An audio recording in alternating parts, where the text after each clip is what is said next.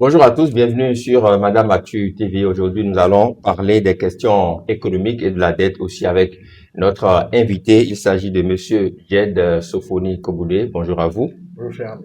Merci d'avoir accepté notre invitation. Avec grand plaisir. Dans le cadre de ce programme, nous allons aborder les premières semaines de Wadagne au pouvoir avec en prime les perspectives économiques. Monsieur Koboulé, dites-nous déjà quel regard général portez-vous sur les premiers pas du président Wadagne au pouvoir? Ben, si vous voulez, c'est que il y a quelque chose qui a été très marquant avec juste après la prestation du serment du président, c'est que le soir même, on avait déjà un gouvernement formé. Donc, l'équipe était déjà prête. Euh, 4 jours plus tard, on a eu un conseil des ministres. Peu de temps après, je crois le 3 juin, on a eu la loi de finances rectificative. Et puis après, se sont enchaînées pas mal de décisions fortes. Donc, il est évident que s'il y a un mot qui pourrait caractériser ce début de mandat, c'est évidemment la célérité, la capacité à aller vite. Mais ça, c'est lié au fait que on est dans une forme de prolongement ou de continuité, si on veut. C'est-à-dire que l'enjeu depuis 10 ans était, au fond, de ramener au plus près de la population les biens communs. Les biens communs, c'est-à-dire des routes, des infrastructures sanitaires, euh, la santé, l'école, etc. Donc, c'est ces aménités communes que on a cherché à rapprocher, à amener auprès de la population. Et on a vu que ces dernières années, il y a eu, comment dire, les travaux publics ont été empuissantisés, ils ont été développés. Et puis après, il y a eu donc ce changement de président. Mais qu'au fond, la doctrine n'a pas fondamentalement changé. L'idée est de continuer à ramener les biens communs auprès des populations. Donc, Vous pensez que le fait que l'actuel président de la République ait appartenu au régime passé, a été quand même une figure de proue, peut compter dans cette dynamique qu'il imprime? ça me paraît évident, tout au moins parce que il connaît les dossiers qui étaient en cours et qui y aurait pas ce moment de latence qui voilà, qui exigerait comment Un dire, temps d'observation, par voilà, une exemple. prise en main des sujets, etc. Oui, Bon, on n'a pas eu ce temps-là. oui. Donc ça permet de gagner du temps sur la gouvernance. Hum. Et d'ailleurs, on l'a vu parce que les décisions fortes n'ont pas manqué de sortir très rapidement. Hum. Je Nous allons pense, aborder tout à l'heure quelques décisions fortes, si vous le permettez. On sait que le président Romuald Wadaï avait été ministre d'État en charge de l'économie et des finances notamment. Et au nombre des décisions qui ont quand même marqué, au nombre des actes forts qui ont marqué le début de son magistère, il a créé un portefeuille de l'économie un peu atypique, passez-moi l'expression. On a vu quand même un ministre titulaire de l'économie. Il y a eu des subdivisions en dessous, des ministères délégués, un ministre du budget, etc. Comment, vous qui êtes économiste, comment est-ce que vous lisez tout ça? non, je pense que le fait que notre président actuel ait été le président pendant 10 ans, il a pu observer les points Il a été ministre ministre, pardon, pendant 10 ans. ministre pendant 10 ans, Ouais. il a pu observer, les points de douleur. C'est-à-dire que aujourd'hui, le Bénin est un émetteur souverain plutôt crédible sur les marchés internationaux. Donc, le fait de sortir la dette et la mobilisation des ressources extérieures dans un portefeuille dédié, euh, du coup, pour assurer une expertise permanente, ne me paraît pas farfelu. Ça me paraît évident. Et puis, le fait de garder le budget avec la fonction publique me paraît très intéressant aussi. Il y a le fait que euh, toute la question de la microfinance euh, est aujourd'hui un portefeuille dédié me paraît aussi être une bonne idée. Donc cette structuration, je pense, elle est liée totalement à l'expérience de notre président actuel. Alors, on pourrait faire autrement. Moi, j'aurais simplement vu une scission en deux, ministère de l'économie et ministère des finances. Bon, Mais bon, la structuration en place, en tout cas, elle est lisible, elle est compréhensible. C'est-à-dire que depuis plusieurs années au Bénin, on a longtemps concentré les pleins pouvoirs au niveau de ce ministère-là entre les mains d'une seule personne, puisque nous avons été habitués au Bénin à avoir un ministre de l'économie et des finances. C'est ce qui a été plus récurrent. Oui, et ce n'est pas un problème, parce que ça permet d'avoir une vue 360 sur ce qui se passe. Ouais. Et, non, il n'y a pas un problème particulier, puisque ça n'a pas empêché d'avoir des réformes fortes, d'avoir une forme de dynamisme dans les choix, dans les réformes qui sont proposées. Donc, je ne crois pas que ce soit, euh, comment dire, un frein à quoi que ce soit. Bien au contraire, ça situe les responsabilités et dans une organisation, avoir des responsables clairs, c'est toujours important. D'accord. Certains observateurs estiment que en faisant cette subdivision, le chef de l'État a déconcentré les pouvoirs un peu et estimerait peut-être que en les concentrant dans les mains d'une seule personne, il ne retrouverait pas l'efficacité. Donc peut-être lui, il avait fait preuve à ce portefeuille-là en étant ministre de l'économie et des finances. Je n'en crois pas un mot. Vous n'avez pas la même lecture. Non, mais parce que il y a toujours un ministre de l'économie et des finances. Et c'est toujours un ministre. Il a trois ministres délégués, Ouais. mais il y a un ministre de l'économie et des finances. Ce qui n'a jamais été le cas au Bénin, si ce n'est une première. Alors, il n'y avait pas ce titre-là. Le ministre, le président qui était alors ministre de l'économie et des finances avait aussi pas des ministres délégués dans l'appellation, mais avait aussi des collaborateurs qui jouaient cette fonction. Alors, cette fonction-là ont été, comment dire, labellisées aujourd'hui, mais enfin, dans l'opérationnel, rien ne change pas. D'accord. Il a amorcé quand même la modernisation de l'administration publique, l'administration fiscale aussi. Récemment, on nous a parlé, on nous a dit que le Bénin s'achemine vers zéro papier dans l'administration publique. On veut tout digitaliser pour être plus efficace, plus efficient au niveau des résultats. Quelle est votre lecture? Ah, mais c'est très simple. Si vous voulez, c'est une des réformes majeures. Et moi, je pense que on ne la commande pas assez parce que, bon, c'est pas des routes qu'on peut montrer facilement. Mais ça fait, si vous voulez, quand vous prenez une administration, le travail d'une administration, fondamentalement, c'est de faire passer une information de point A à un point B. Fondamentalement. C'est-à-dire, tel dossier doit aller à tel endroit, tel autre doit progresser pour aller à tel autre point. Donc, fondamentalement, une administration, c'est faire passer une information de point A à un point B. Et aujourd'hui, quel est le meilleur moyen qu'on a de faire passer de l'information d'un point A à un point B? Ça s'appelle le digital.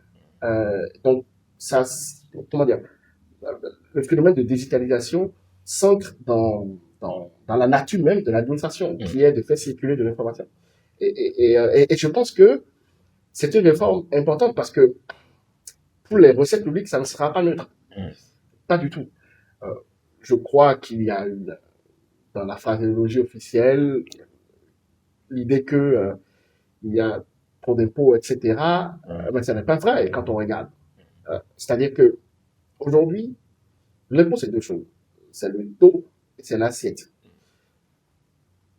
Depuis 10 ans, il n'y a pas eu d'augmentation de taux d'aucun impôt.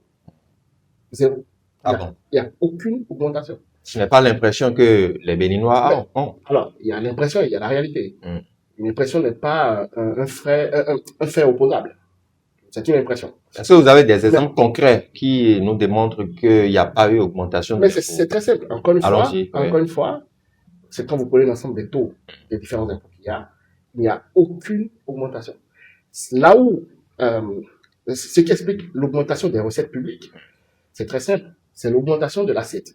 C'est-à-dire l'augmentation du champ de ceux qui pourraient contribuer à cet impôt. Et ce n'est pas la même chose. C'est-à-dire, je vous ai dit, un impôt, c'est un taux et une assiette. Les taux, on n'a pas toujours au taux. Vous pouvez regarder, zéro augmentation. Par contre, l'assiette, on l'a élargie. C'est-à-dire pour qu'il y ait plus de contributeurs dans le champ, dans l'assiette taxable. Et ça permet d'avoir des recettes publiques en hausse. Le fait d'avoir digitalisé les recouvrements, la facture électronique normalisée, qui est aujourd'hui copiée par des pays africains, ou en tout cas qui est clairement regardée par des pays comme le Congo, etc. Donc on fait des émulations chez nos voisins, Dans la sous-région. dans la sous-région, et ça me paraît important. Et ce n'est pas que dans l'administration fiscale. Quand vous regardez des réformes fortes, et que j'ai trouvé qu'on n'a pas assez commenté, c'est l'harmonisation des coûts des frais judiciaires. Ça me paraît... Et le paiement électronique obligatoire. C'est gigantesque comme nouvelle, comme réforme. Pourquoi? Parce que, au fond, fondamentalement, ce qu'on fait là, c'est d'abaisser le coût d'accès au droit. Et ça, c'est fondamental parce que la raison d'être d'un État, c'est aussi d'assurer comment dire, on ne peut pas avoir de justice privée. La justice est forcément dans le domaine du régalien. C'est même une des raisons de la jeunesse de l'État dans l'histoire. Donc, je pense que le fait d'avoir abaissé, aboli les freins, les obstacles au droit, est quelque chose d'extrêmement important pour nous. Et le fait que ce soit digitalisé, et donc on élimine tous les faux frais qu'on connaît très bien, c'est-à-dire les intermédiaires qui parfois avaient besoin de créer des faux frais supplémentaires pour avoir accès au droit. Tout ça est supprimé par un seul décret, quoi. Et ça, c'est fondamental. Pour nous tous. D'accord. On va parler de la gestion de la dette publique tout à l'heure, mais avant, je voudrais quand même avoir votre regard sur cette loi qui a été introduite au Parlement pour augmenter, disons-le de façon triviale, le budget, puisque le chef de l'État a peut-être senti qu'il fallait augmenter le budget pour atteindre rapidement certains objectifs. Pourquoi n'a-t-il pas laissé le budget en cours aller à son terme et fait une telle proposition pour 2027? Qu'est-ce qui en a fait l'urgence selon vous? L'urgence, c'est simplement de ne pas perdre du temps. Parce que, en fait, nous sommes dans un pays qui est en transformation. Et chaque seconde, chaque minute, chaque jour compte. S'il n'y a pas d'obstacle en particulier pour la mise en place de telle ou telle réforme, il n'y a pas besoin d'attendre un nouveau projet de loi de finances pour l'introduire. Surtout qu'on a la capacité de faire une loi de finances rectificative. Donc, et vous avez vu le contenu, c'est des réformes assez fortes. Que ce soit la dotation de milliards de frais d'urgence de santé pour nos concitoyens qui ont besoin parfois d'être soignés avant d'être débiteurs. Je pense que ça va être un turnover, enfin un point important pour la santé de millions de Béninois. Alors il faudra voir comment cette première dotation est gérée, mais bon, ça me paraît fondamental. Et puis il y a la gratuité pour les filles, la gratuité scolaire pour les filles. On sait que aujourd'hui c'est bien documenté que l'enjeu démographique qu'on a dans la plupart des pays africains, c'est aussi parce que les femmes ne sont pas assez éduquées, qu'elles ne sont pas assez scolarisées à la base, etc. Et donc, on a besoin de faire entrer le maximum de femmes dans l'éducation formelle. Et c'est comme ça qu'on va contribuer à leur émancipation aussi et au fond, à agir à long terme sur notre courbe démographique. D'accord. Donc, autant d'aspects qui vous font dire que c'était normal, a priori, de revoir ce budget-là à la hausse. C'est ça? Oui, parce que il a été élu président et il voulait, je pense aussi, poser des actes forts, en cohérence avec son programme, son projet de société. Donc, il fallait aller vite. D'accord. Monsieur Koboudé, que pensez-vous des réformes ou des actes entrant dans le cadre de la gestion de la dette publique au Bénin? Ben, si vous voulez, le, notre pays, enfin, sa dette est extrêmement bien gérée. Euh, C'est-à-dire que aujourd'hui, on est à peu près à 53% du PIB. Mhm. Du C'est le produit montant intérieur brut. voilà, du produit intérieur Ouais. brut. Donc, on est loin du seuil communautaire fixé par la CEDEAO. Donc, on est dans une fenêtre soutenable. Et puis, il faut dire que la dette est faite pour pouvoir faire de la croissance. C'est-à-dire que elle est faite pour pouvoir investir, pour pouvoir, je vous parlais tout à l'heure de l'enjeu de rapprocher les biens communs auprès des populations. Ouais. Aujourd'hui, on n'a pas la recette publique suffisante pour à la fois assurer le fonctionnement de l'État et faire de l'investissement. Donc, il y a besoin de faire de la dette pour faire de l'investissement. Et cette dette, la question est de savoir quel en est son usage. Et son usage aujourd'hui, c'est clairement pour investir sur l'avenir. Et, euh, et il est vrai que, alors après, il y a des questions techniques de gestion vraiment de la dette.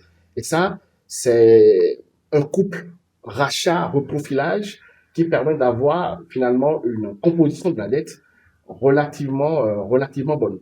Et, et ça, grosso modo, c'est substituer de la dette à longue maturité par, comment dire, remplacer des dettes de courte maturité par des dettes de longue maturité et qui donnent plus d'espace pour l'État. Et donc, ça, c'est des questions techniques de gestion de la dette, mais la dette dans son ensemble aujourd'hui est nécessaire d'abord pour, euh, pour satisfaire l'ensemble des urgences qu'on a.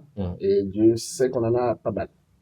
Le Bénin a plusieurs niveaux de recettes. On sait qu'au niveau de nos frontières aussi, au niveau des transits et tout ça, il y avait quand même un certain nombre de recettes qui avaient été noyées par les différends que nous avons eu avec les pays voisins.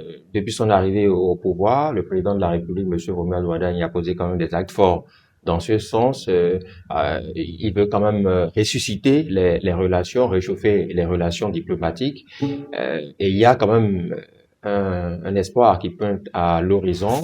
Est-ce que de ce fait-là, les recettes qui étaient noyées et tout ça, vous entrevoyez que voilà, ça va reprendre de plus belle pour le bonheur de ces différents peuples-là?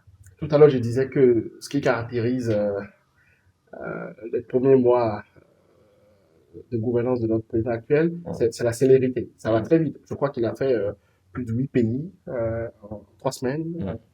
Donc, il y a une forme de dynamisme qui est assez considérable. Et les jeunes aussi, ça peut se Oui, expliquer cela? oui, mais la jeunesse n'est pas synonyme de volonté, pas toujours en tout cas. Mais bon, ce que je veux dire, c'est que si vous voulez, c'est Napoléon qui disait que tout pays est obligé de faire la politique de sa géographie. Le Bénin ne va pas déménager. Le Bénin ne déménagera pas. Donc, on est obligé de faire la politique de notre géographie. Et notre géographie, c'est qu'on a des voisins avec qui on s'est embrouillé. Il y a eu quelques différences de point de vue sur un certain nombre de sujets, mais on ne peut pas continuer éternellement à être à être indifférent face à ces avec nos voisins, avec nos voisins. Donc, la démarche du président, c'est de, au fond, réchauffer ces relations-là et au fond, regarder factuellement les différences et essayer de trouver une porte de sortie. Et la porte de sortie est en train d'être trouvée. Il y a une commission qui s'occupe de la réouverture, par exemple, des frontières avec le Niger. Il est vrai que le président nigérien a dit récemment que il y a d'énormes fossés qui doivent encore être fermés pour arriver à l'ouverture totale des frontières. Moi, je pense que ça se fera tout simplement parce que nos deux pays ont intérêt à cela. Il est vrai que le Niger a trouvé un contournement via le Togo dans la période, mais le port de de Cotonou est le port naturel du Niger. Et ils peuvent pas s'en passer très longuement. Et c'est pour ça que moi, je pense que, encore une fois, la loi de la géographie prendra le dessus sur les différences de vision géopolitique. J'en suis convaincu. Quel en sera l'impact sur les trafics au niveau de nos Mais ports surtout? l'impact sera gigantesque, c'est que Mhm. tout le flux nigérien reviendra au port de Cotonou. Ouais. Voilà.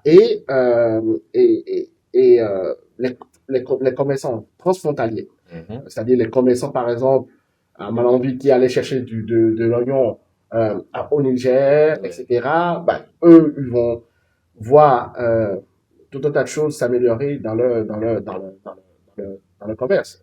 Typiquement, éviter la contrebande, euh,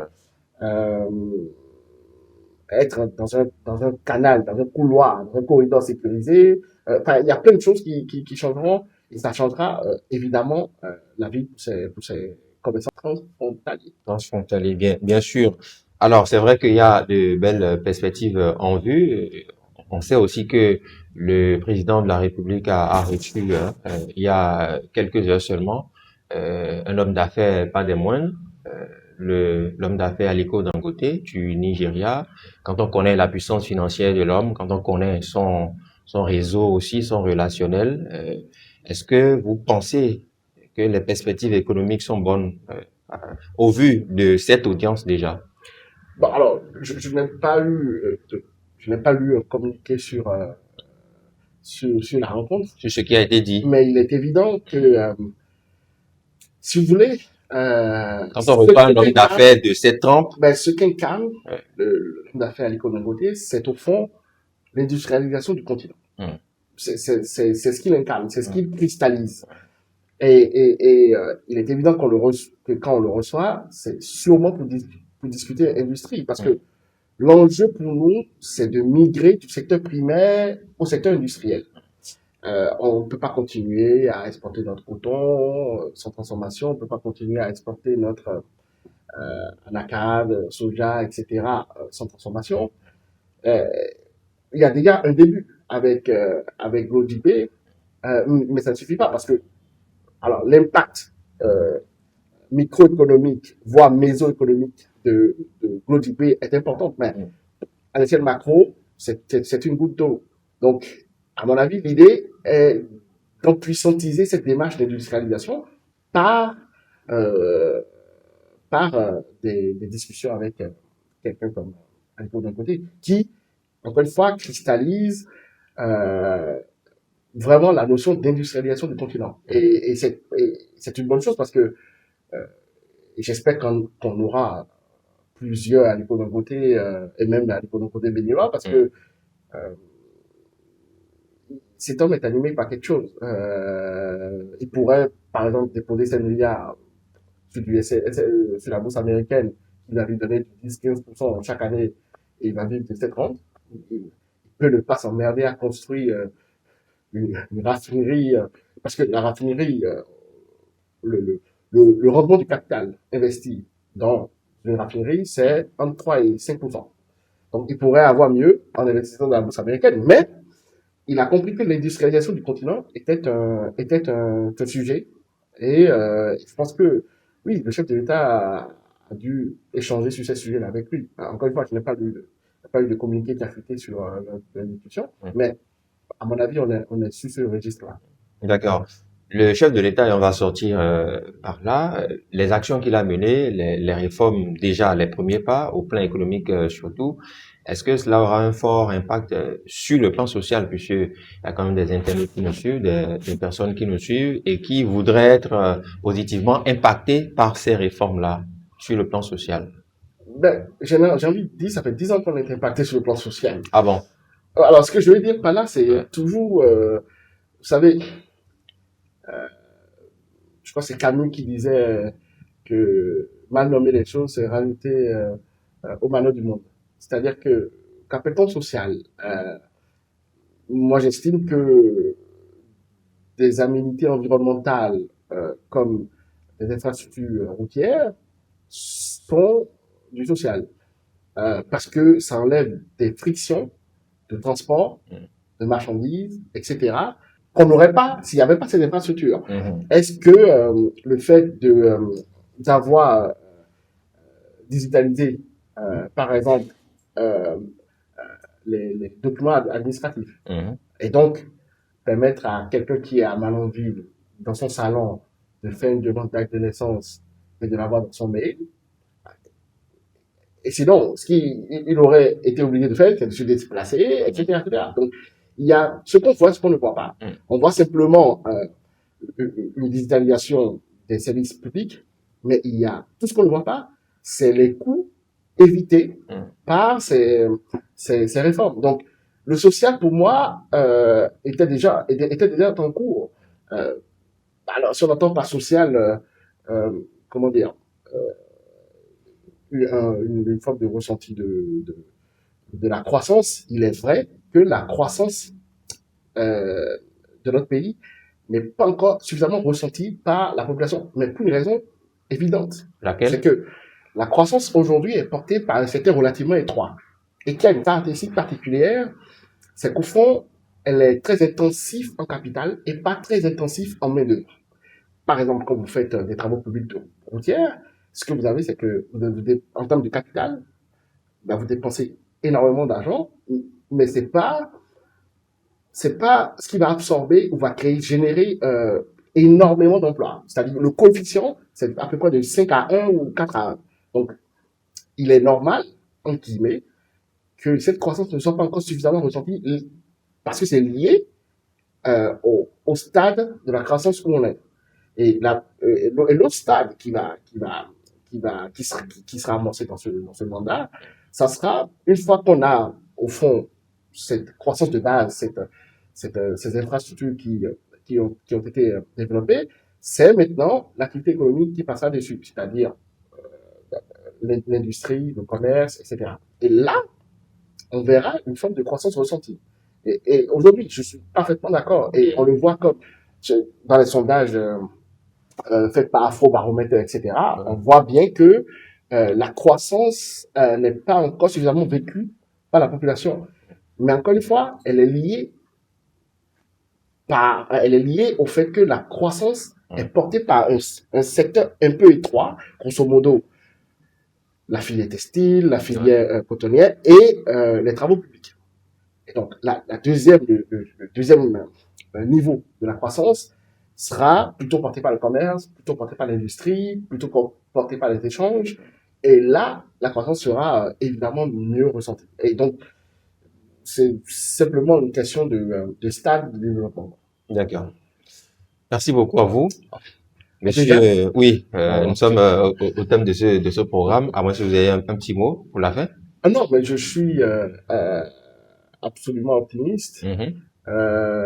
Et j'espère que notre pays va continuer cette croissance-là, parce que la croissance, ça veut dire nos enfants à l'école, un pays sécurisé, une justice qui fonctionne, une diplomatie qui fonctionne. Donc voilà, je suis assez optimiste. Merci beaucoup d'avoir affiché justement votre optimisme dans le cadre de ce programme. Monsieur Diède Sofoni Koboudé, vous êtes économiste. Avec vous, on a abordé les premières semaines de Romuald Wardani au pouvoir avec en prime les perspectives économiques. Merci à tous de nous avoir suivis. À bientôt.